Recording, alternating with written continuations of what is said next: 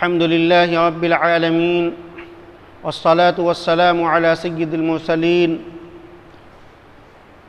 وعلى آله وأصحابه أجمعين أما بعد فأعوذ بالله من الشيطان الرجيم بسم الله الرحمن الرحيم وثيابك فطهر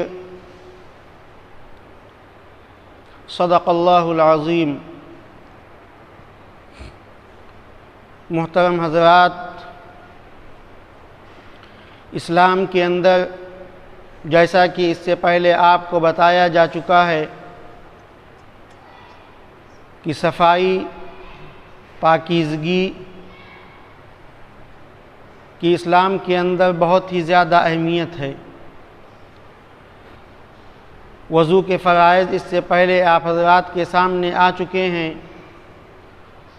آج آپ کو غسل کے فرائض کے بارے میں بتایا جائے گا۔ جو غسل ناپاکی کو دور کرنے کے لیے کیا جاتا ہے اسے غسل جنابت کہتے ہیں، اور جو غسل ٹھنڈک حاصل کرنے کے لیے کیا جاتا ہے اسے غسل برودت کہتے ہیں۔ تو غسل کا طریقہ، آسان طریقہ یہی ہے کہ غسل اگر جنابت والا ہے، ناپاکی والا ہے، تو سب سے پہلے ہم اپنے دونوں ہاتھوں کو دھو لیں گٹوں تک، اور اس کے بعد میں جو جنابت، جو ناپاکی لگی ہوئی ہے اس ناپاکی کو خوب رگڑ کے دھل لیں، اور اس کے بعد میں اپنے جسم کے اوپر پانی ڈالیں۔ تو اس طریقے سے ہمارا غسل پورا ہو جائے گا۔ اور ایک ہوتا ہے غسل برودت، یعنی وہ غسل جو ٹھنڈک حاصل کرنے کے لیے کیا جائے۔ اس غسل کے اندر وہ تمام چیزیں ضروری نہیں جو غسل جنابت میں ضروری ہوتی ہیں۔ ہاں، یہ ضرور ہے کہ غسل کے اندر علماء نے 3 فرض لکھے ہیں۔ غسل کے اندر علماء نے 3 فرائض لکھے ہیں کہ ان تینوں فرضوں کا پورا کرنا ضروری ہے۔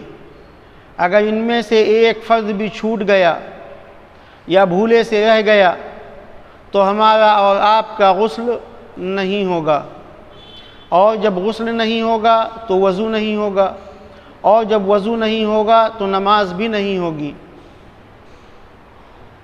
تو غسل کے اندر 3 چیزیں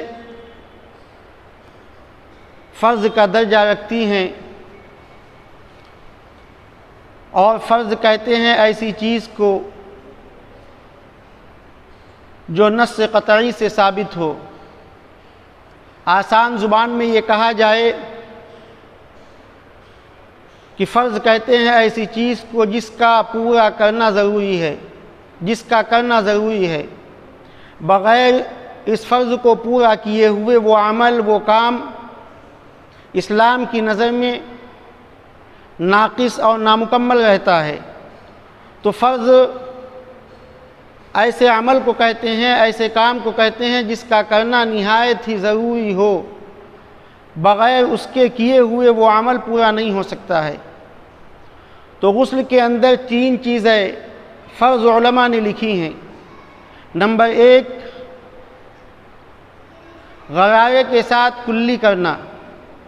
غرارے کے ساتھ کلی کرنا، اگر روزے کی حالت میں ہے تو غرارہ نہیں کیا جائے گا، اور اگر اس کے علاوہ کوئی حالت ہے تو اس میں غرارہ کریں گے۔ تو نمبر 1 ہے غرارے کے ساتھ میں کلی کرنا۔ نمبر 2، ناک کی نرم ہڈی تک پانی پہنچانا۔ یہ ناک کی نرم ہڈی ہے، اس ہڈی تک پانی لیں گے اور اوپر کو کھینچیں گے ہلکا سا، تو ناک کی نرم ہڈی تک پانی پہنچانا۔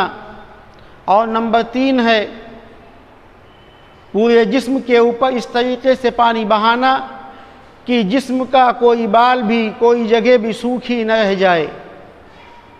ان تینوں فرائض میں سے اگر کوئی بھی فرض چھوٹ گیا، کوئی جگہ بھی بال برابر رہ گئی، سوکھی رہ گئی، تو ہمارا آپ کا غسل اسلام کی نظر میں ناقص اور نامکمل ہوگا۔ اسی کے ساتھ ساتھ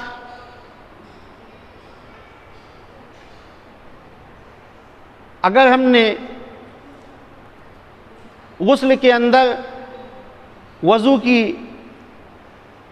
نیت نہیں کی ہے تو اسی غسل میں ہمارا وضو ہو جائے گا اور اس وضو سے ہم نماز ادا کر سکتے ہیں۔ یہ وہ چیزیں ہیں جس کی طرف ہمارے نوجوان توجہ نہیں دیتے ہیں۔ آج ہمیں سب کچھ معلوم ہے، لیکن بڑے افسوس کی بات ہے کہ غسل کا طریقہ، وضو کا طریقہ، استنجے کا طریقہ، پاکی حاصل کرنے کا طریقہ ہمارے نوجوان کو معلوم نہیں، اور ان تمام چیزوں کو معلوم کرنے میں شرم محسوس کرتے ہیں، جبکہ ہمارے دین کا یہ مسئلہ ہے۔ اللہ کے نبی صلی اللہ علیہ وسلم نے دو شخصوں کی قبر میں عذاب کو ہوتے ہوئے دیکھا تو آپ نے ارشاد فرمایا کہ ان میں سے ایک شخص وہ ہے جو چغلخوری کیا کرتا تھا، اور دوسرا شخص وہ ہے کہ پیشاب کی چھینٹوں سے بچتا نہیں تھا۔ تو ہمارے اور آپ کے لیے نہایت ہی ضروری ہے کہ ہم پاکی اور ناپاکی کے مسائل کو علماء سے، ائمہ سے معلوم کریں۔ اسی کے ساتھ ساتھ عورتوں کا معاملہ ہے، مردوں کا معاملہ ہے۔ کچھ مرد ہوتے ہیں جو انگوٹھی پہنے رہتے ہیں، انگوٹھی کے نیچے کا حصہ اگر انگوٹھی کو نہ اتارا جائے تو اس کے نیچے کا حصہ خشک رہے گا، اور جب خشک رہے گا تو ہمارا وضو غسل نہیں ہوگا۔ اسی طریقے سے بغل کے وہ حصے جو چھپے ہوئے ہیں، اسی طریقے سے عورتیں ہیں کان کے اندر بالیاں پہنتی ہیں، ناک کے اندر پہنتی ہیں، اور اسی طرح تو ان تمام چیزوں کا غسل کے اندر ہلا لینا اور ان کے اندر حتی الامکان کوشش کر کے پانی وہاں تک پہنچانا یہ ہمارے لیے ضروری ہے۔ اسی طریقے سے آج کل جو فیشن چل رہا ہے عورتوں کا کہ ناخن بڑے ہو جاتے ہیں یا بڑے رکھ لیتی ہیں اور ان کے اندر میل بھرا رہتا ہے، تو ان ناخنوں کے نیچے جو کھال ہے اس کھال تک پانی کا پہنچنا نہایت ہی ضروری ہے۔ اسی طریقے سے عورتیں لپسٹک لگاتی ہیں، اور جب تک کہ کیونکہ لپسٹک کا معاملہ یہ ہوتا ہے کہ یہ پرت بنا لیتی ہے، تو جب تک کہ اس پرت کو دور نہیں کریں گے اور پانی جلد یعنی کھال تک جب تک نہیں پہنچے گا اس وقت تک میرے بھائی ہمارا اور آپ کا غسل نہیں ہوگا۔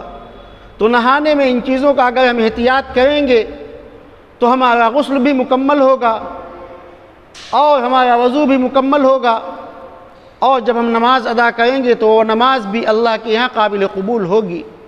اللہ ہمیں عمل کی توفیق نصیب فرمائے۔ وآخر دعوانا الحمد للہ رب العالمین۔